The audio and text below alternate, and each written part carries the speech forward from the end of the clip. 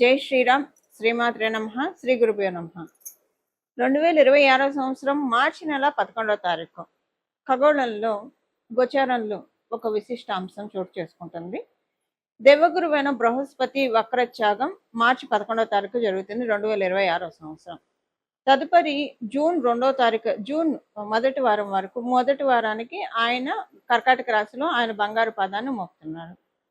ఈ వక్రత్యాగాన్ని అనుసరించి ద్వాదశ రాశుల వాళ్ళకి, ద్వాదశ లగ్నాల వాళ్ళకి కూడా ఎలాంటి ఫలితాలు ఉండబోతున్నాయో మనం ఇప్పుడు ఒక్కసారి చూద్దాము. బ్రీఫ్గా కొన్ని పాయింట్స్ తెలుసుకుందాము. దీనివల్ల ప్లస్లు ఏంటి, మైనస్లు ఏంటి, అలాగే దీనికి చేసుకోవాల్సిన పరిహారం కూడా మనం చూద్దాం. కన్యా రాశి, కన్యా లగ్నంలో పుట్టిన వాళ్ళకి మీకు దశమంలోకి వెళ్తాడు. తదుపరి ఆయన లాభంలోకి వస్తాడు జూన్ మొదటి వారంలో. దశమంలో ఆయన మీ రాశికి, మీ లగ్నానికి ఆయన పూర్తి అనుకూలుడు కాడు. దశమంలోకి ఆయన వెళ్ళడము మీకు అంటే ఆయన ఒక రకంగా చెప్పాలంటే ఆయన అతిచారంలో ఉన్నప్పుడే మీకు బాగుంది. ఈ 3 నెలలు, గడిచిన 3 నెలలు కొంత రిలాక్సింగ్ పీరియడ్లోనే ఉన్నారు మీరు. కొంత పర్వాలేదు, మరీ మీ జన్మజాతకం మరీ సహకరించుకోకపోతే తప్పించి చాలా వరకు మెరుగ్గానే ఉంది. అయితే ఇప్పుడు ఆయన దశమ స్థానంలోకి వెళ్ళడం, కేంద్రాధిపత్య దోషం ఉండడం వల్ల మీకు కొన్ని విషయాల్లో ప్లస్ ఉంటుంది, కొన్ని విషయాల్లో మైనస్ ఉంటుంది. ప్లస్ ఏ విషయాల్లో ఉంటుందంటే, అంటే ఏదైనా నోరు మంచిదైతే ఊరు మంచిది అవుతుంది అంటారు. అసలు పొద్దున్న లేచిన దగ్గర నుంచి మనకి ఏ పని అవ్వాలన్నా మన మాటను బట్టే, మనం కమ్యూనికేషన్ చేసే దాన్ని బట్టే ఆధారపడి ఉంటుంది. దానివల్ల అవకాశాలు వస్తాయి, దానివల్లే వచ్చిన అవకాశాలు కూడా చేజారిపోతాయి. ఇప్పుడు మీకు ఈ విషయంలో గురు భగవానుడు బ్లెస్సింగ్స్ చక్కగా ఉండడం వల్ల మీ నోటి మాటతోటి ఉద్యోగం కోసం ప్రయత్నిస్తుంటే వాటిల్లో అవకాశం చక్కగా ఉంటుంది. వ్యాపారంలో వ్యాపారం పెరుగుతుంది. అలాగే ఉద్యోగంలో కనుక మీరు ఆల్రెడీ ఉద్యోగంలో ఉన్నారు, మీ గురించి గుడ్ టాక్ స్ప్రెడ్ అవుతుంది కంపెనీలో. దీనివల్ల ఇలా గుడ్ టాక్ స్ప్రెడ్ అవ్వడం వల్ల మీరు మీ హైయర్ అఫీషియల్స్ యొక్క కళ్ళల్లో పడతారు. దానివల్ల మీకు స్టేజ్ పెరగడానికి ఛాన్సెస్ చాలా చక్కగా ఉంది. మీరు వ్యాపారస్తులైనా కూడా ఇదే విషయం అప్లికేబిలిటీ ఉంటుంది. కుటుంబంలో అంటే కుటుంబంలోని వ్యక్తుల మధ్య చక్కటి అండర్స్టాండింగ్ అది బాగా ఉంటుంది. ఆ విషయంలో మీకు ఎలాంటి ఇబ్బంది ఉండదు. అలాగే దాంతోపాటు మీకు ఒక్క విషయంలో మీరు జాగ్రత్తగా ఉండాల్సింది ఏంటంటే, ఈ గడిచిన రోజుల్లో మీరు కనుక తెలిసి తెలియక ఎవరైనా ఒక మాట చెప్తూ ఉన్నప్పుడు వాళ్ళతో మీరు గొంతు కలిపి ఉంటాయి. అంటే ఒక ఇద్దరు మాట్లాడుకుంటున్నప్పుడు ఆ ఇద్దరిలో మీరు ఒకళ్ళు అయినప్పుడు ఎవరైనా థర్డ్ పర్సన్ గురించి మాట్లాడినప్పుడు వాళ్ళు మాట్లాడినా లేదా మీ అంతటి మీరు ఏదైనా ఒకటి చెప్పినప్పుడు అది టాపిక్ కాస్త పెరిగి వాళ్ళ గురించి ఏవైనా చాడీలు లాంటివి ఏవైనా మాట్లాడుకున్నప్పుడు మిస్కమ్యూనికేషన్స్ ఏవైనా వాటి గురించి మాట్లాడుకుంటే వాటిల్లో కనుక మీరు ఇన్వాల్వ్ అయ్యి ఉంటే కనుక ఇప్పుడు అది మీకు కొంచెం ఇబ్బందిగా పరిణమించే ఛాన్స్ ఉంది. అంటే గడిచిన విషయాల్లో ఇబ్బందులు వస్తాయి. వాటి నుంచి మిమ్మల్ని మీరు సేఫ్ గార్డ్ చేసుకోవాలి. వీలున్నంత వరకు ఎక్కువగా ఎవరితోటి ఏ విషయంలో చిట్ చాట్లో నిమగ్నం అవ్వకుండా ఉండండి. అప్పుడు మీకు పెద్దగా వచ్చిన ఇబ్బంది ఏమీ ఉండదు. ఇప్పుడు ఏంటంటే రాహు భగవానుడు మీకు షష్ఠ స్థానంలో చేయడము, షష్ఠ స్థానంలో గోచారంలో ఉన్నాడు. గురు భగవానుడు దృష్టి పడడం వల్ల ఇప్పుడు మీకు ఒక రకంగా చూడాలంటే నోరు మంచిదైతే ఊరు మంచిదైతే ప్రజెంట్ కండిషన్స్ బాగున్నాయి. కానీ జరిగిన విషయాల వల్ల గడిచిన సంవత్సరంలో కావచ్చు లేదా 3 సంవత్సరాల్లో కావచ్చు ఏవేవైతే జరిగాయో వాటి వల్ల ఇప్పుడు మీకు కొంచెం క్లాషెస్, అంటే ఆ వ్యక్తుల వరకే, మళ్ళీ అందరితో కాదు, ఇలాంటివి ఏవైనా జరిగి ఉంటే అప్పుడు మీ గురించి ఎవరైనా చెడుగా మాట్లాడుకున్నా సో అక్కడ కూడా సేమ్ వైస్ అప్లికేబిలిటీ ఉంటుంది. మీ గురించి ఎవరైనా చెడుగా మాట్లాడుకుంటే వాళ్ళు తెలుసుకుంటారు. సో తెలుసుకొని మళ్ళీ ఇంకా మిమ్మల్ని ఇబ్బంది పెట్టరు. ఒకవేళ మీరు ఏమైనా ఇన్వాల్వ్ అయ్యి ఉంటే అవి ఏంటంటే ఇప్పుడు మీకు ఎగ్జాలరేట్ అవుతాయి. ఏంటి తలకాయ నొప్పి, ఏదో ప్రశాంతంగా సాగిపోతూ ఉంది కదా లైఫ్, ప్రశాంతంగా ఉండనీరేంటి వీళ్ళు, అసలు వీళ్ళతో మాట్లాడి ఆ రోజు నేను తప్పు చేశాను, మాట్లాడకుండా ఉండుంటే అయిపోయి ఉండేది.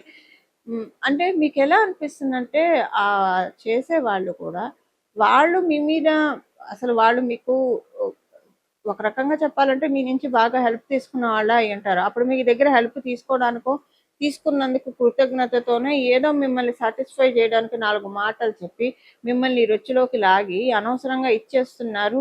ఇలా అంటే మీకు అది ఎక్స్పీరియన్స్ అయ్యేప్పుడు తెలుస్తుందండి. ఇలాంటివి ఉంటాయి. సో ఇది ఏంటంటే ఇంతవరకే ఆ ఛానల్ వరకు ఆ ఛానల్. మిగతా ఛానల్స్ అన్నీ బాగున్నాయి. దానివల్ల మీ వృత్తికి ఇబ్బంది పడదు. మీ వ్యాపారానికి ఇబ్బంది పడదు.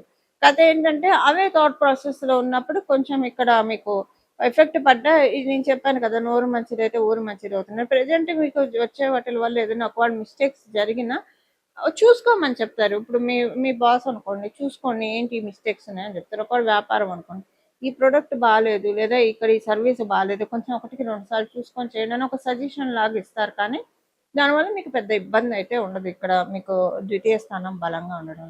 ఇవి కన్యా రాశి, కన్యా లగ్నంలో ఉన్న వాళ్ళకి ఇప్పుడు ఫలితాలు.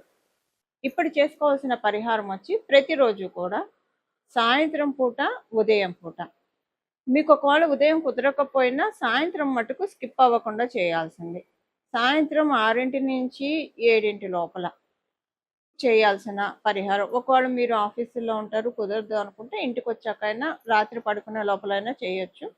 పొద్దున సాయంత్రం 2 పూట్ల చేస్తే మంచిది.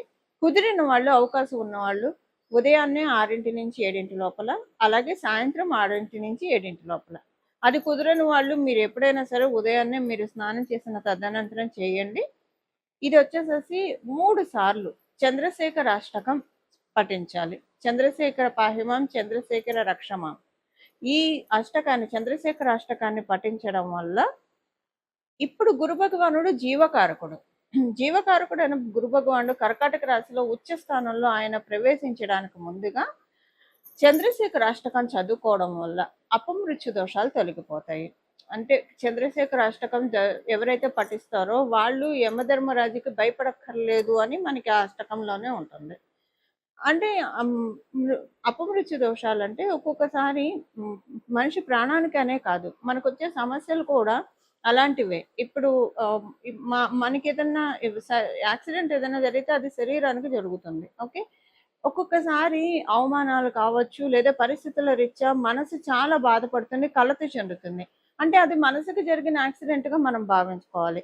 సో ఇలాంటివి ఏవైనా సరే మన జీవితాల్లోంచి, అంటే ఏ దౌర్బల్యం అయినా సరే, ఆర్థికంగా కావచ్చు, మానసికంగా కావచ్చు, ఆరోగ్యరీత్యా కావచ్చు, ఏ రకమైన సమస్యలు ఉన్నా సరే చంద్రశేఖర అష్టకం చదువుకుంటే చాలా మంచిది. మీకు చదవడానికి కుదరకపోతే కనీసం వినండి, 3 సార్లు వినండి, 3 సార్లు చదివితే మంచిది. మామూలుగా కూడా మనకి అనురాధ ప్రతి నెల కూడా అనురాధ నక్షత్రం ఉన్న రోజు కనుక చంద్రశేఖర అష్టకం చదివినా విన్నా కూడా చాలా మంచి మార్పులు మన జీవితంలో చోటు చేసుకుంటాయి. ఎందుకంటే మనకి దీర్ఘాయువునిచ్చేది 9 గ్రహాల్లో లాంగ్విటీనిచ్చేది సాటర్న్, శనేశ్వరుడు. అనురాధ నక్షత్రం శనేశ్వరుడికి సంబంధించిన నక్షత్రం. ఈ నక్షత్రం రోజు అనారోగ్యంలో ఉన్న వాళ్ళు కావచ్చు, లేదా ఆరోగ్యం కోరుకున్న వాళ్ళు కావచ్చు, జీవితంలో అంతా సాఫీగా సుఖంగా సాగిపోవాలని కోరుకున్న వాళ్ళు, ఎవరితోటి ఎలాంటి భేదాభిప్రాయాలు లేకుండా అంతా కూడా చక్కగా మన జీవితం సాగిపోవడానికి ఇలా మనకి రకరకాల కోరికలు ఉంటాయి. అలా ఉన్నవాళ్ళు అనురాధ ప్రతి నెల కూడా అనురాధ నక్షత్రం రోజు ఇది చదువుకుంటే చాలా మంచిది. ఇప్పుడైతే మనకి గోచారంలో ఈ విశేషాంశం ఉండడం వల్ల ప్రతిరోజు చంద్రశేఖర అష్టకం 2 పూట్ల ఉదయం మరియు సాయంత్రం 3 సార్లు, ఉదయం 3 సార్లు, సాయంత్రం 3 సార్లు చదవడం కానీ వినడం కానీ చేయండి. గురు భగవానుడు తర్వాత మీకు ఇచ్చే రిజల్ట్స్ చాలా అత్యద్భుతమైన ఫలితాలను ఆయన అందిస్తాడు. మనకి పరాశర సంహితలో ఒక విషయం ఉంటుందండి. గురు భగవానుడు ఎవరికైతే లగ్నంలో ఉంటారో, వాళ్ళు ఉన్న రాశిలో కావచ్చు లేదా లగ్నంలో కావచ్చు, ఎవరికైతే ఉంటారో వాళ్ళు కనుక శూలధారికి ఒక్క నమస్కారం చేస్తే వాళ్ళకి ఉన్న, అంటే వాళ్ళకి ఎవరైనా ఇబ్బందులు పెడుతున్నా, పరిస్థితుల రీత్యా ఇప్పుడు నెగిటివ్ ఎనర్జీస్ ఇబ్బందులు పెడుతున్నా, మనుషులు ఇబ్బంది పెడుతున్నా, ఎలా ఉన్నా సరే ఒక్క నమస్కారం ఆయనకి చేయడం వల్ల అవన్నీ పటాపంచలైపోతాయని మనకి పరాశర సంహితలో ఉంది. శూలధారి అంటే పరమేశ్వరుడు. మన అంటే ఇంకా మనకి శూలధారులు చాలా మంది ఉన్న మన దేవీ దేవతలు ప్రధానంగా గురు భగవాన్ అంటే పరమేశ్వరుని సూచిస్తారు. చేయడం వల్ల చాలా మంచి ఫలితాలు వస్తాయి. ఇప్పుడు అందరికీ జాతకంలో ఇలాంటి గ్రహస్థితి ఉండాలని ఉండదు కదా. అందరికీ గురు భగవానుడు లగ్నంలో ఉండాలని ఉండదు, వాళ్ళ రాశిలో ఉండాలని ఉండదు. ఉన్న వాళ్ళకి ఇప్పుడు ఇది చేయడం వల్ల ఇంకా నక్క తోక తొక్కినట్లే. లేని వాళ్ళు కూడా ఈ బలాన్ని తెచ్చుకోవడానికి, ఇప్పుడు లేనప్పుడు మన దగ్గర ఒక వస్తువు లేకపోతే కొనుక్కొచ్చుకుంటాము. కొనుక్కొచ్చుకుంటే మనకొస్తుంది. అసలు కొనుక్కోవడానికి డబ్బులుండాలి కదా! ఆ డబ్బులు మనం సంపాదించుకుంటే ఏదైనా వస్తువు మనకు కావాలంటే వస్తువు కావచ్చు, ఇల్లు కావచ్చు, స్థలం కావచ్చు, బలం కావచ్చు, వాహనాలు కావచ్చు కొనుక్కోగలుగుతాం. సో, అలా సంపాదించుకుంటే మన ఇంట్లో కూడా ఉంటుంది. అలా ఇప్పుడు మన జాతకంలో ఎవరి జాతకంలో అయినా గురు భగవానుడు లగ్నంలో కావచ్చు, రాశిలో కావచ్చు లేకపోతే దాన్ని కొనుక్కోవాలి. కొనుక్కోవడం అంటే ఏం చేయాలి? ఏం చేయక్కర్ల. మీరేం డబ్బులు ఖర్చు చేయక్కర్లా. మీ సమయాన్ని వెచ్చించాలి. మీ సమయాన్ని వెచ్చించి ప్రతిరోజు 3 సార్లు కనుక జూన్ వరకు ఉదయాన్నే, సాయంత్రం చదవడం వల్ల మీ జన్మ జాతకంలో లగ్నంలో లేదా రాశిలో గురు భగవానుడు ఉన్నా లేకపోయినా కనీసం 3 ఇయర్స్ వరకు మీరు అలాంటి తదనుగుణమైన ఫలితాలను తీసుకోవడానికి ఒక ఎలిజిబిలిటీని తెచ్చుకున్నట్లు అవుతుంది. ఒక ఎలిజిబిలిటీ. ఇప్పుడు ఏదైనా డిస్కౌంట్‌లో ఏమన్నా దొరుకుతున్నాయంటే అందరూ వెళ్లి ఎలా తీసుకుంటాం? ఇలా గోచారంలో మనకి భగవంతుడు ఇస్తున్న అవకాశాన్ని మనం అందిపుచ్చుకుంటే కనుక గురుబలాన్ని చక్కగా పెంచుకోవచ్చు.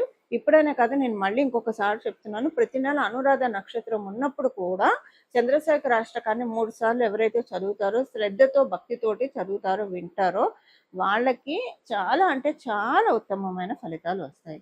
ఇలా మనందరి జీవితాల్లో మనందరం కూడా గురు భగవానుడి యొక్క అమృతపు జల్లుని, అమృతపు ఆశీస్సుల్ని తీసుకోవాలని చెప్పి మనందరి తరఫున దక్షిణామూర్తి స్వామివారిని ప్రార్థిస్తూ, పరమశివుని ప్రార్థిస్తూ మంగళం.